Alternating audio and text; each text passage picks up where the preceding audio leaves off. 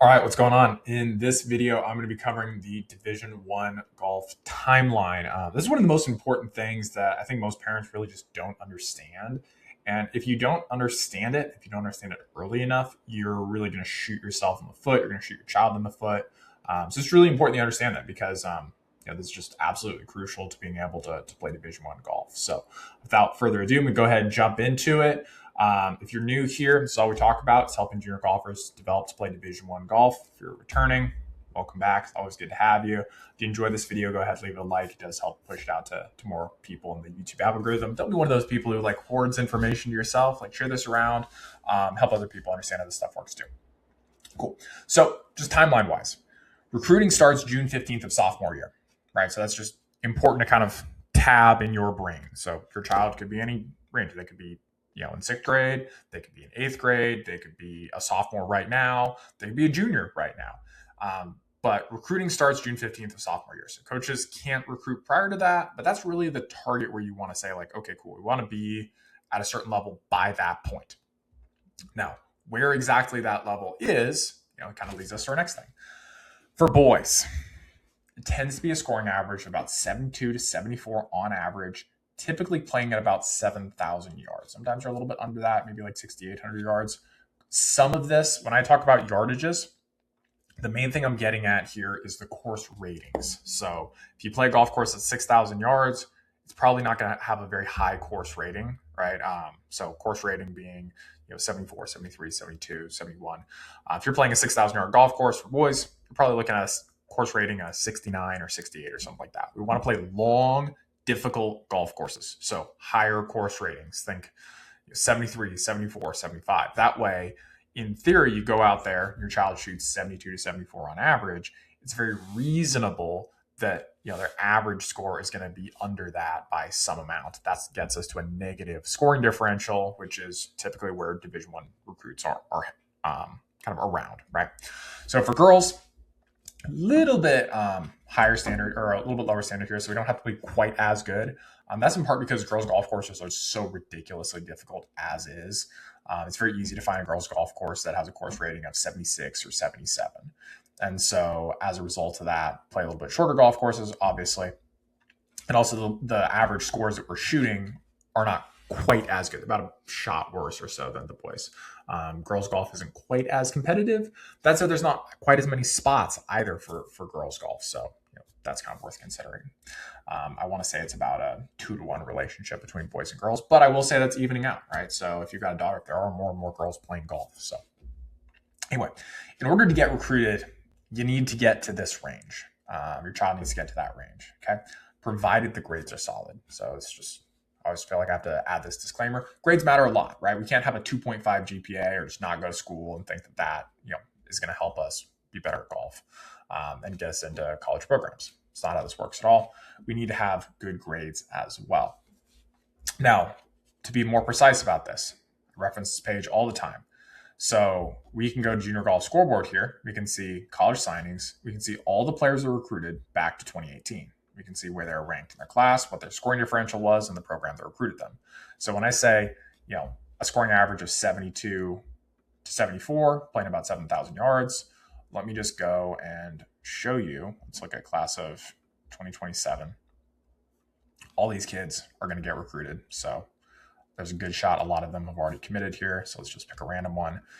72.5 average golf course. Maybe these are a little bit on the shorter end. Arkansas here. So I got 68, 66, 67. Granted, he's got some lower scores as well on average. 7,200 yards, 6,900 yards, 7,300 yards. Okay, cool. So let's just go pick another player at random. 72. Okay, cool. So the lower the score is, the more tolerance we have on playing some shorter golf courses, right? Or some easier golf courses, right? Let me see if I can find a player that's shooting higher scores. 73.3, you're going to see this player on average is playing a little bit harder golf courses, right? So we got the Junior PGA, we've got the US Junior, we've got the North-South. So it's like this is the case where this is a big tournament. The golf course isn't quite as long, but it's still a very challenging golf course, right? And so he's okay there. Again, a little bit shorter golf course. is the Junior PGA qualifier. Like there's no way to skip over that or something of that nature, right? So let me just go to the next page. Again, you guys can kind of see what this looks like. All right, here's another one, 72.18. Again, longer golf courses on average. You guys are kind of getting the picture here. Go one last one, 73.3. Again, a little bit of mix. North Carolina, a little bit harder golf courses on average, right? So the yardage thing isn't 100% all the time. It's just kind of a rule of thumb. Hey, if we can play longer golf courses, we ought to, right? So let me go ahead and do this for girls as well, just so you guys can kind of see what that looks like. Same thing. A little bit higher scores on average. You can see the golf course is pretty close to about 6,000 yards. Okay. So that's really what we're looking at on Junior Golf Scoreboard. We can also see, again, where these players are actually getting recruited. This is when they actually make the commitment, to be clear. So in most cases, they're recruited technically before this. This is just actually the signing when it actually gets reported back to Junior Golf Scoreboard. So there's a little bit of wiggle room there. For me, what I found, if a player's at a -1 to a -2 scoring differential, they're going to have quite a few programs reaching out. -1.5, my experience is roughly about 5. -2.5 is closer to about 15 or so in my experience. So the better your child's at by June 15th, the easier this process is. If they're not there, let's say you're watching this and you've got a sophomore, cool.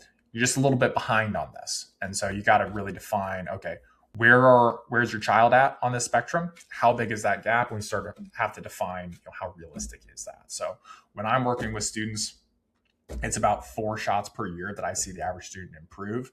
And so that's really how I kind of model that out, right? So if your child has a scoring differential of, call it, 3 right now, and they're a sophomore, then I'd be looking at that as saying, okay, cool. So we've got a year ahead of us that gets us down to -1. And we've got a little bit of wiggle room after that, maybe another 6 months. Maybe we can get down to -3. Okay, cool. Like we're still within reason. And if that's your type of situation, or maybe your child's younger and you just want to make sure they're positioned, there's a link below where you can apply to work with me. We'll talk over your situation. The application just kind of asks you some questions about where your child's at. That way I have a good sense of that. And then based on where they're at, we can kind of define what that's going to look like and what's realistic for them, right? You might also have a situation where they're not ranked, in which case all the more important to actually understand this stuff and say like, okay, cool. Here's what our scores are right now. Hopefully, if they're a sophomore and they're not ranked, they almost certainly need to be scoring in the mid to lower 70s to have a realistic shot. Because we're talking about, 72, 74 on average in tournaments. And so that's just something to be cognizant of, especially when we're looking at like practice rounds and stuff like that. Anyway, that's really the game here. So once you get there, it's pretty easy, which is one of the reasons why I talk so much about Division I golf. It's because Division II, Division III requires a lot more legwork.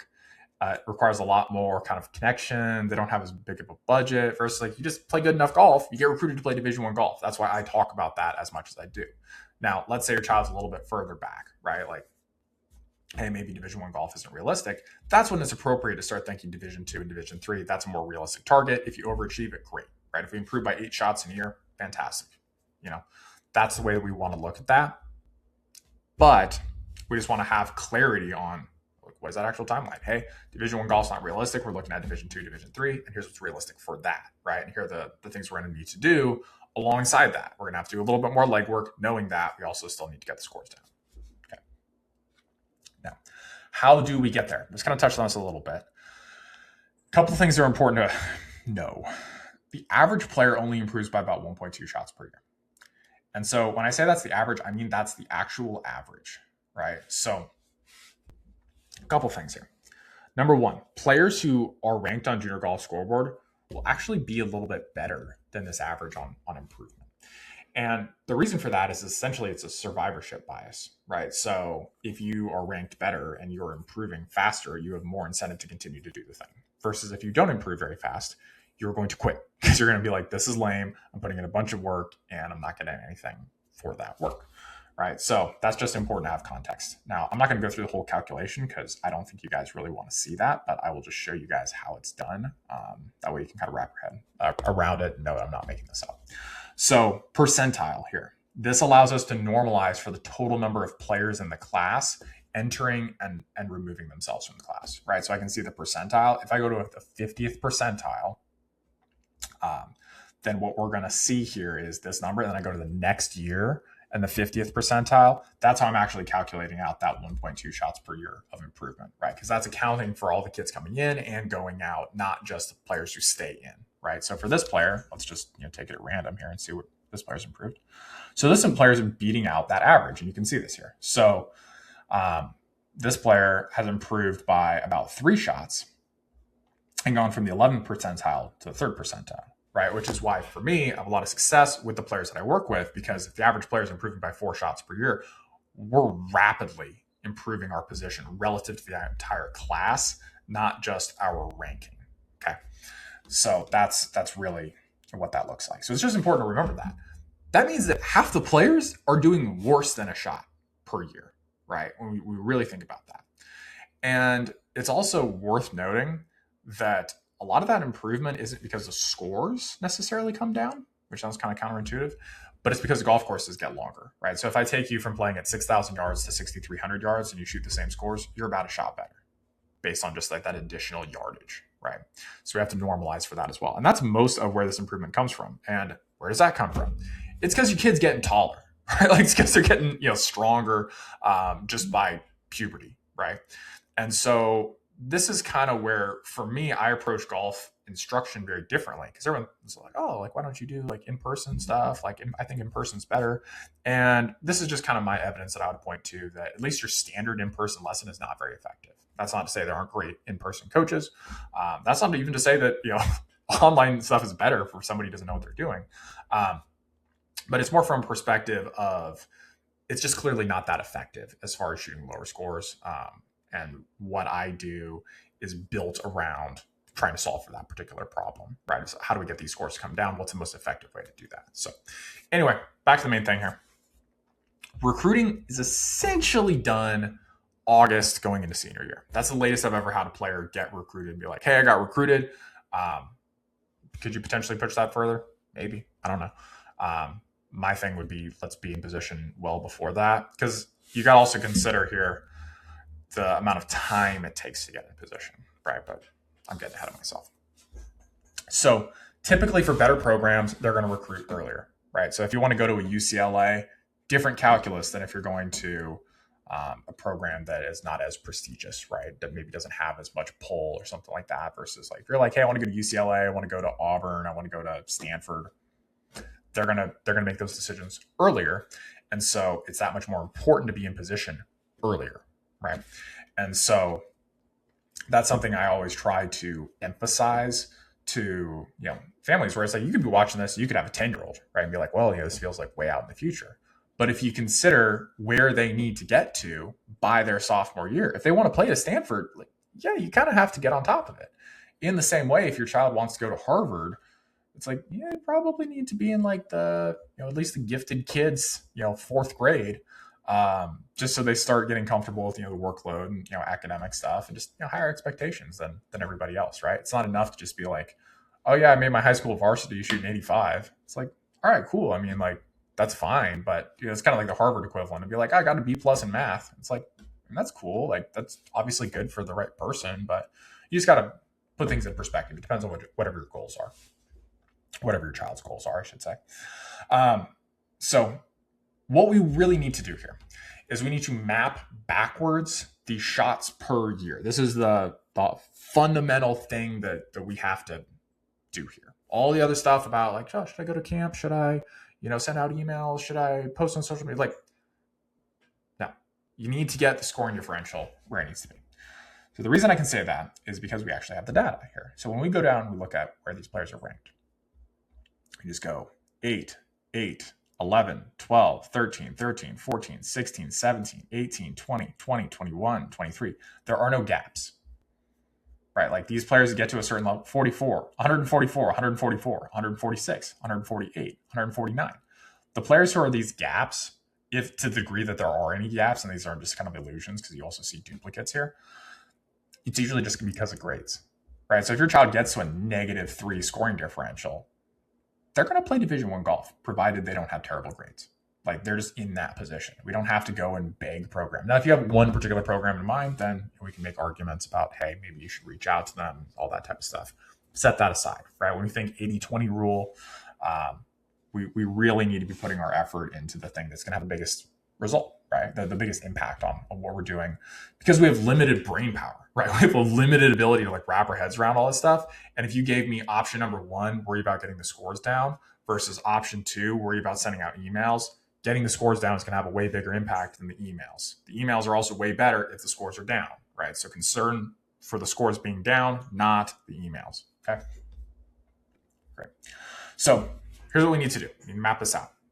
Where's your child at right now? If they're not ranked, they need to get ranked. I've got other videos on the channel going through how to actually get ranked. Just look up how to get ranked on, Junior Golf Scoreboard. Those will come up. Okay. So got other videos on that. If you want me to personally help you through that, again, application below. That is one of the things that I help with. It's not really that crazy. So don't be too pressed about it, but it needs to get done, right? And if it's something that you want a little bit of additional assistance with, that's something I'll help you with. Second question is, once we establish, once they're ranked, where's your child at? Where do they want to get to, right? Because where they want to get to is going to determine the rest of this stuff, right? You can't just say, hey, I want to go, I just want to get better, right? Like better compared to what? If you're a scratch golfer, that's already good relative to the general population. Shoot, if you're a 10 handicap, that's good compared to the general population. So we have to set what's the actual target. Now, you can subtract those two. What's the gap? What's the difference between those numbers? Okay, that's the gap. Now you've got to divide that by years until sophomore year, right? The reason I focus on sophomore year, just to be clear, for any sophomores watching as well, or parents of sophomores, the reason I focus in on that is because if I have the option to work with a player in a position where they have the higher probability of success, I want to do that, right? Now, if you're watching this, you're like, shoot, we're behind. Okay, cool. I get it. Apply. We'll talk it over. We'll see what's possible, right? But I always want to bias toward, making sure that, you have the highest probability of success. And we also understand the probabilities involved, right? If I start working with a kid who's got a scoring differential of 3 and they're in 7th grade, they're like, hey, I want to play at one of the best programs in the country. I have a high degree of confidence that that's going to happen, because I would have to screw up really bad at my job, which is really just to say underperform my average pretty substantially. And usually what's going to happen there is the player or family that I'm working with is just not going to do the thing that I asked them to do. That's almost certainly what happens when I've had scenarios where, we're in that and, something like falls off the rails a little bit. It's usually just they decide for some random reason. They're just like, oh, hey, this isn't, going to be beneficial, or this doesn't make sense, and then they don't tell me about it and it just like goes. So that is what it is. I don't recommend that, obviously. Anyway, I digress. We want to optimize for sophomore year, and so if we're a little bit past that, okay, cool, that means we got about 18 months to really get that sorted out, right? So that just kind of narrows the timeline, right? And we want to measure progress against that number, right? So let's just do some easy math here. Let's say your child is in 8th grade, and let's say they have a scoring differential of 6. Okay. So 9th grade, 10th grade, right? We got 2 years ahead of us until that sophomore deadline here. And so when we think about that, we got a scoring differential of 6. This is why I say we got to know this. If you don't do anything different, if you just do the normal thing, you go get more lessons, you work harder, the average is about 1.2 shots per year. If you're good with spending however much you're going to spend and just doing that normal thing, and knowing, hey, the probability is they're going to have a scoring differential of about like 3 or 4 in a year, assuming they're kind of around average. If you're okay with that, okay, cool. But that doesn't get them to Division I golf, right? It gets them to maybe Division III golf again. But scoring differential 6 is like still pretty decent as well. So it's just, it's a big assumption here. But in this case, we got those 2 years, right? So when I'm working with students, again, like I said, the average player is improving by about 4 shots per year. So we have different math on it, right? We can look at that and say, oh, we get to a scoring differential of -2. Well, what if we underperform, the projection? Okay, cool. You're at a scoring differential of like 0 or -1. We're still going to play Division I golf, right? Because then over that next year, if you get to like -2, -3, it's like you're going to play Division I golf. So it's like, you got a kid who's 8th grade or 7th grade, they're in a great position, right? Same thing, like the math could change. Hey, you got a freshman who's got a scoring differential of 2. Same math, right? Point being, you got whatever their target is, and you got where they're at. You've got the average shots of improvement.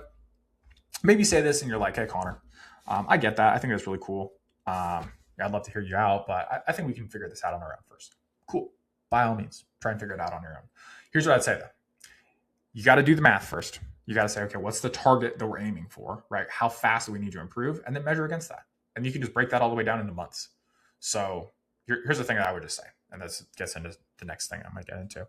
Just make sure that you're measuring that, right? You don't want to say like, hey, when I think my kid takes it more seriously, then we'll do something, right? Because them taking it more seriously doesn't allow you to have more runway. It's not like all these kids who improve by an average of 1.2 shots per year are, not taking it seriously. They are, right? They're putting in the work. I think based on golf.com, the average family spends like $10,000 per year on golf instruction. Like these people are taking it seriously. These kids are ranked, right? This isn't considering the kids who aren't ranked, right? So if it's serious, and when I say serious, I want to be super clear here. I'm not the guy who says you need to practice 20 hours a week. If you expect your child to practice 20 hours a week, I think it's kind of unreasonable, to be frank. I want 1 round of golf and 1 practice session per week. That's what I think is serious, right? If we can do that, good. If we can do more than that, cool. It doesn't have that big of a difference in my experience. So we don't need to do like homeschooling or anything insane like that. But we need to be consistent, right? Consistency matters a lot more than intensity. Okay. So we want to measure against that. Say, hey, we're going to take this next month. We're going to see how many shots we can drop off of our average if you really put our mind to it. So again, starting point here, you got to already be tracking statistics, right? Now, some of you guys are going to be watching this and you're not tracking statistics. You'll be like, I'm going to tell my kid to start tracking their statistics. That sounds really smart. Here's the problem with that. If you don't know what you're going to do with the statistics, then that's going to be a problem because you're just giving your child busy work. And they're going to get annoyed about it and they're going to stop doing it. And then you're going to use that as justification to say, oh, see, they didn't do it, therefore. You want to make sure that if you're actually going to go and use statistics, you got to actually use the statistics. You got to know what you're going to do with it. You got to have a high degree of confidence that it's going to work. Like, I don't run a program with as many kids as I do, insisting as step 1 that we track statistics if it wasn't absolutely essential. And it was also not as minimum as I could possibly make it to make it as easy as possible, right? But once I have those statistics, I know the high degree of certainty what we can do that's going to move those numbers, because I've done it across over 100 junior golfers at this point. I've seen thousands of rounds of golf. I've done it for myself. I know it works. I've validated it time and time again, and I'm always trying to make it better. Okay. So anyway, point being, track your statistics, have them play whatever, how many rounds of golf. This is going to give you more clarity too. It's like if they go for a month and they don't play rounds of golf, they just practice on the driving range, they're cooked, as the kids would say. Like, that's just not, they're not going to be successful doing that. So we've got to go out there and actually play rounds of golf. Then we can look at that average and say over the, I like to think in 10 rounds of golf. So if you say, hey, you got your current 10 rounds of golf, then, okay, well, how much did we improve, right? If they're already ranked, you got that benefit. But they should be improving on average to hit that 4 shots per year number, about 0.3-ish shots per month, give or take. Obviously, you can have a down month, but if you see down month, and you're talking to your coach about it, and they're like, well, it's just about development, learning to score. It's just like a nothing answer, right? They actually need to go out there and shoot lower scores. I think that's how you actually prove that to yourself. So hopefully that makes sense. Anyway, continuing on here. Mistakes parents make. Number 1, obviously, waiting too long, right? Hey, we're going to wait 6 months. It's like, okay, cool. In my book, 6 months is 2 shots. So it's like, do you have 2 shots to play around with? That you can afford to lose. Right? That's something that's worth considering. If you got a 9-year-old, yeah, it's like you got 2 shots. Like, the issues that a 9-year-old, a 10-year-old, 11-year-old have are completely different from the issues that a sophomore or junior have, right? And they're not better. Like, they're better problems to have, to be fair. But everything has its challenges, right? You can always find some justification to push stuff off. Whether you've got a sophomore or junior where you've lost confidence that they can actually pull the thing off, and therefore you say, no, I don't want to do this. Or you got a 10-year-old and maybe they're too mature, what have you. If you got a 12-year-old, 13-year-old, right? You can always figure out a way to push that off. I just see parents, disproportionately do push this off too much. I just say, hey, I'm not sold, whatever reason. And I think one of the things that's really worth noting here is how sold you are on playing Division One golf is going to be a big factor in just whether or not your child plays Division One golf. Because if it's just kind of like, well, maybe, um, then that's your probability for getting the result. It's kind of like, well, maybe. Versus if you're committed, it's like the average across all the students that I work with who are ranked, it's about 67% that are on track to play Division One golf. Like based on their actual numbers and comparing that and projecting it into the future, it's about 67%. Right. So when we consider the value of Division One golf, right, you obviously got scholarships at this point because every roster has scholarships at this point, with exception of like the Ivy Leagues. You got scholarship, and you also have the intangible value of playing Division One sports. You also get college out of it, right? You also get preferential entry into some of those programs. If you're thinking Ivy Leagues, again, preferential, benefits, right? We got all those benefits. For the students that I'm working with, you got about a 70%, 67% probability of that happening as a blanket. That's across everybody who's ranked. That's across even the students where I'm just kind of like, I wish you would take this more seriously. That's everybody, right? So if you're just applying, you're just like, hey, we're doing this. Like we're going to take everything we've got and we're going to throw it at it. Like you can really shift the odds in your favor, which is pretty substantial because the average junior golfer, I want to say it's about 3.3% of junior golfers will play Division One golf. I think that's the statistic. Percentage is probably going down because there's more junior golfers playing golf and there are fewer spots. So that math might be a little bit even more difficult. Right. So you guys can obviously see here, it's like you can shift the odds in your favor. Right. So anyway, waiting too long, really, really big problem. So don't do that. Be serious about it. If you actually want it, like some people just like talk about this stuff. If you're one of those people actually you want to accomplish stuff, you got to like take action. You got to do something about it. You don't want to just like talk about stuff you're going to do someday. You just run out of runway, run out of time. Next one here, not doing the math. I just helped you guys do the math here, but you guys got to actually do it. You can't just like watch a video and be like, oh, well, Connor did the math and that makes some sense. Then I've got the satisfaction of it making sense. You got to actually go out, do the math, be like, all right, where's my kid at? Are they ranked? No, they're not ranked. Okay, so we got to go get ranked. Okay, well, what are the right tournaments? Right? Again, all things that I help with. Then we have to say, all right, cool, where are we at? And make adjustments based off of that, right? And then emotional decisions. This is the one that kills me because I have to fight this even with the students that I work with. We can see the math, but we find some emotional justification to go do some other random thing, whether it's, coach says, hey, we just got to trust the process for another 6 months. And by the end of that 6 months, we're not really measuring anything. Swing looks better, but we're not scoring any better. Like, cool, you just vaporized 6 months, right? So we want to make decisions based off of what the data is actually telling us, because otherwise you're either dependent on the perspective of a 14-year-old, which, no matter how cool your kid is, odds are their judgment isn't as good as it could be if you were measuring everything. Let's just say that.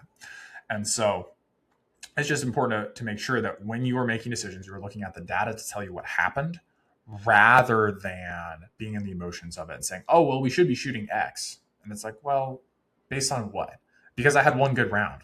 That's what's going to get you.